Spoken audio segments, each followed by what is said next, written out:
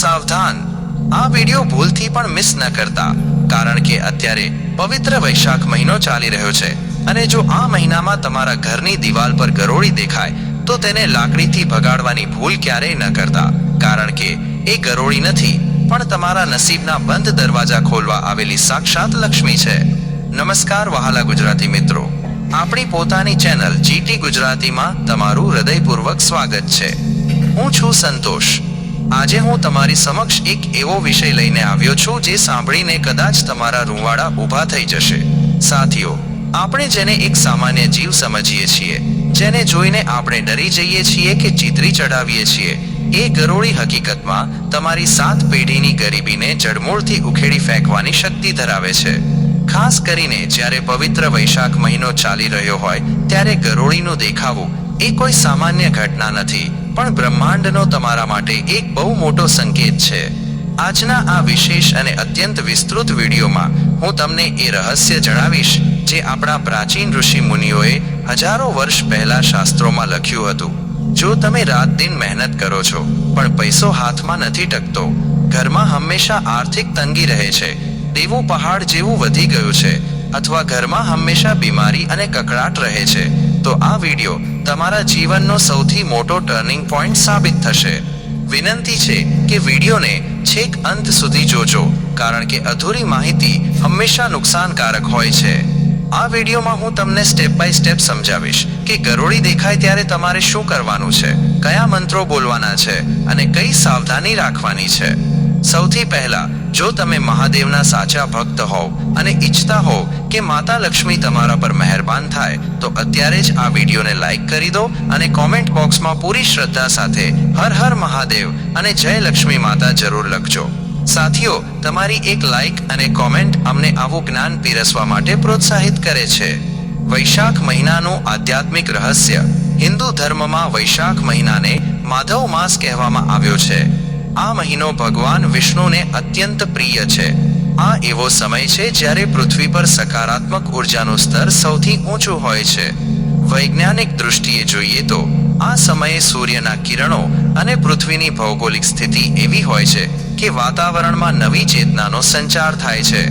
ઝાડ પાન પર નવી કૂંપળો ફૂટે છે અને પ્રકૃતિ પોતાનું નવું રૂપ ધારણ કરે છે.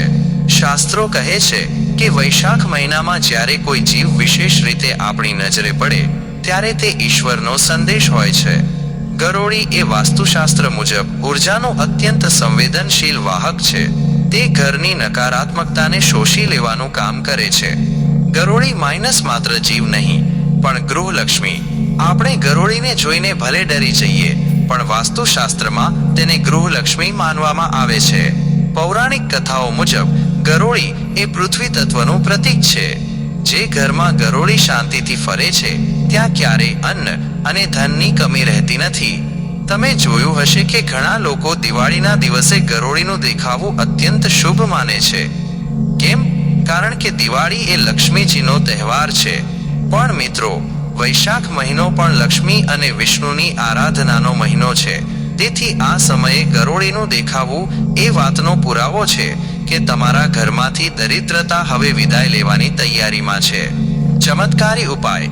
-અક્ષત અને શ્રદ્ધાની વિધિ. હવે હું જે ઉપાય બતાવવા જઈ રહ્યો છું તેને મગજમાં ઉતારી લેજો. જ્યારે પણ તમને દિવાલ પર ગરોળી દેખાય ત્યારે ગભરાવાને બદલે શાંત થઈ જાઓ. 1. શાંત ચિત્તે અવલોકન. ગરોળીને જોઈને ભાગશો નહીં. ઊંડો શ્વાસ લો અને મનોમન તેને પ્રણામ કરો. 2. અક્ષતનો પ્રયોગ. તમારા રસોડામાં જઈને થોડા આખા ચોખા અક્ષત લો. યાદ રાખજો, ચોખાનો દાણો ક્યાંયથી તૂટેલો ન હોવો જોઈએ. હિન્દુ ધર્મમાં અક્ષતનો અર્થ જ એ છે કે જે ક્ષત એટલે કે નાશ પામેલું નથી, જે પૂર્ણ છે. 3. સંકલ્પ.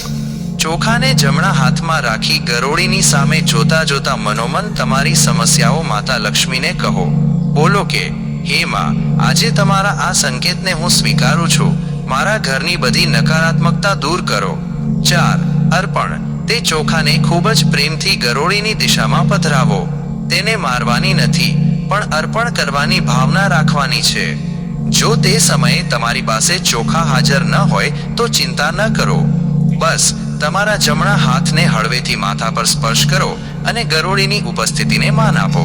આ ક્રિયા કરવાથી તમારી આસપાસ એક સકારાત્મક ઓરા હેલો બને છે, જે તમારી ઈચ્છાઓને બ્રહ્માંડ સુધી પહોંચાડે છે. ગુપ્ત મંત્રનો પ્રભાવ. આ ઉપાયની સાથે એક મહાશક્તિશાળી મંત્રનો જાપ કરવો અનિવાર્ય છે. ઓમ શ્રી મહાલક્ષ્મી નમઃ. આ મંત્રનો 3 વાર મનોમન જાપ કરો. આ ગુપ્ત મંત્રમાં એ શક્તિ છે જે ગમે તેવા ખરાબ ગ્રહોને પણ તમારા પક્ષમાં કરી શકે છે. યાદ રાખજો, આ બધું જ તમારે એકદમ ગુપ્ત રીતે કરવાનું છે. કોઈને જણાવવાનું નથી કે જો મેં ગરોળી જોઈ અને મેં આ ઉપાય કર્યો. શાસ્ત્રોમાં કહેવાયું છે કે ગુપ્ત પૂજા હંમેશા સૌથી વધુ ફળદાયી હોય છે. ગરોળીના શુકન, અપશુકન. વાસ્તુશાસ્ત્રમાં ગરોળીના દરેક હલનચલનનો અર્થ હોય છે. જો ગરોળી તમારા જમણા હાથ પર પડે તો તે વિજય અને માન સન્માન મળવાનો સંકેત છે. જો તે માથા પર પડે તો રાજ્ય લાભ કે સંપત્તિ મળવાની શક્યતા રહે છે. જો 2 ગરોળીઓ લડતી દેખાય તો તે મિત્ર કે સંબંધી સાથેના ઝઘડાનો સંકેત છે.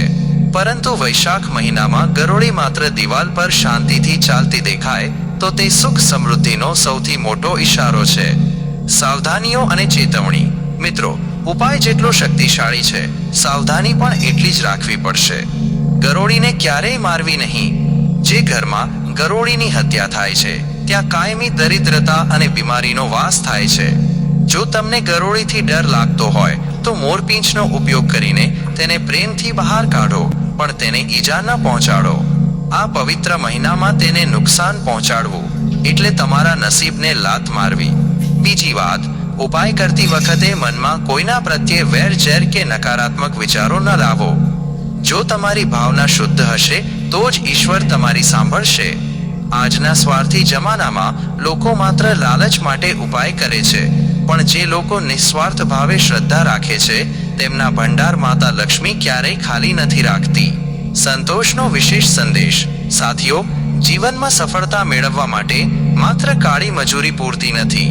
તમારી સાથે ભણનારા કે કામ કરનારા ઘણા લોકો આજે તમારાથી આગળ હશે. તેનું કારણ માત્ર મહેનત નથી, પણ તેમનું ભાગ્ય અને કુદરતનો સાથ છે. આ વિડિયો તમારી સામે એમ જ નથી આવ્યો. બ્રહ્માંડ ઈચ્છે છે કે હવે તમારી ગરીબી દૂર થાય.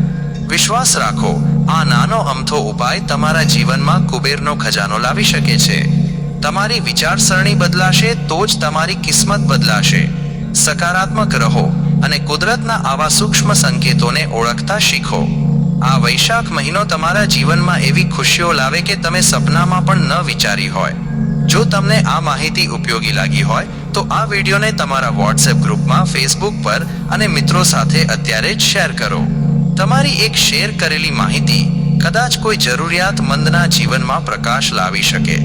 ચેનલ જીટી ગુજરાતીને હજુ સુધી સબસ્ક્રાઇબ નથી કરી તો અત્યારે જ કરી લો અને પેલા ઘંટડીના નિશાનને દબાવી દો, જેથી અમારા આવનારા દરેક વિડીયોની માહિતી તમને મળતી રહે. ફરી મળીશું એક નવા જ્ઞાનવર્ધક વિષય સાથે. ત્યાં સુધી મહાદેવ તમારી રક્ષા કરે અને માતા લક્ષ્મી તમારા ઘર પર આશીર્વાદ વરસાવતા રહે. હંમેશા ખુશ રહો અને મહેનત કરતા રહો. સફળતા તમારા કદમ ચૂમશે. હર હર મહાદેવ. જય શ્રી કૃષ્ણ.